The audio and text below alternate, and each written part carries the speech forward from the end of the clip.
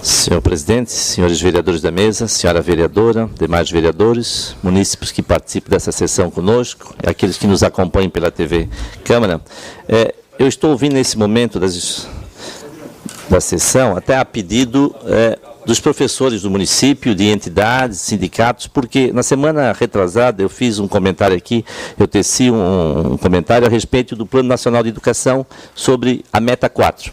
E, para nossa surpresa, quem trabalha na área da educação e quem é profissional da educação, percebeu que quando o Plano Nacional passou pela Comissão Econômica do Senado, ele sofreu uma alteração que demonstra a preocupação ou a não preocupação do governo em manter a educação pública. E eu até trouxe para os senhores vereadores, porque assim, é importante que nós tenhamos clareza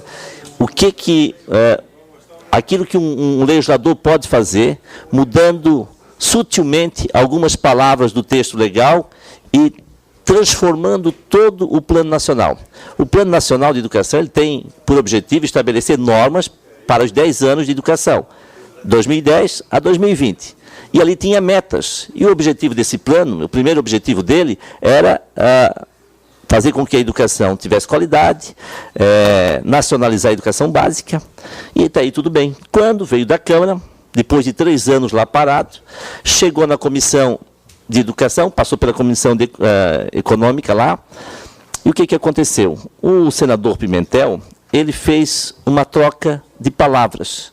E quando ele fez essa troca de palavras, ele ampliou, ele tirou o dinheiro da educação pública para ser jogado na educação privada. E eu trouxe os exemplos, porque, na verdade, ele trabalhou em cima da Meta 20. Ele trocou investimento público em educação pública para educação pública, mas não disse que o investimento seria na educação. E isso tira da educação pública aquele percentual que está em 10% do PIB para ser aplicado em educação pública. E pode ser financiado programas, universidades privadas, bolsas para universidades privadas, para as escolas privadas. Então, o texto rezava o seguinte: ampliar o investimento público em educação pública de forma a atingir um mínimo do patamar de 7% do PIB. Ele botou ampliar o investimento público em educação. Ele trocou investimento público em educação pública para investimento público na educação. E com isso tirou o dinheiro da educação, está tirando dinheiro da educação. Na Meta 11, que trata das escolas técnicas, ele também modificou as palavras. Ele lá dizia triplicar as matrículas de educação profissional técnica de nível médio, assegurando a qualidade da oferta e pelo menos 50% da expansão no segmento público.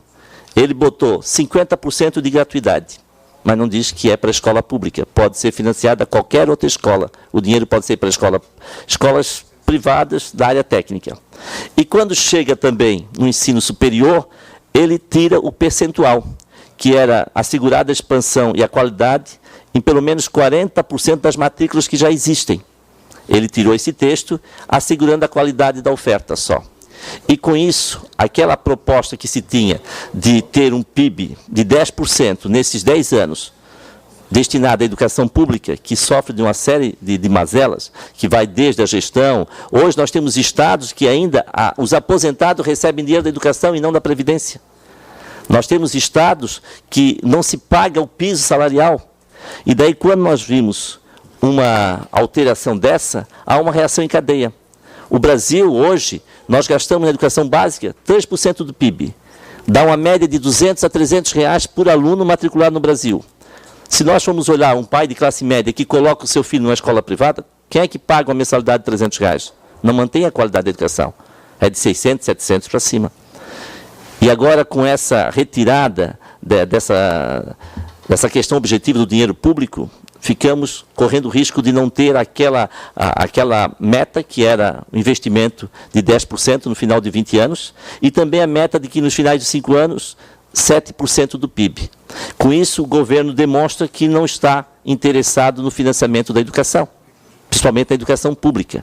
E isso me preocupa, porque hoje, na verdade, o que nós deveríamos ter? Nós deveríamos federalizar a educação, que seria a proposta do senador Cristóvão Buarque, que quer criar uma carreira nacional de professores.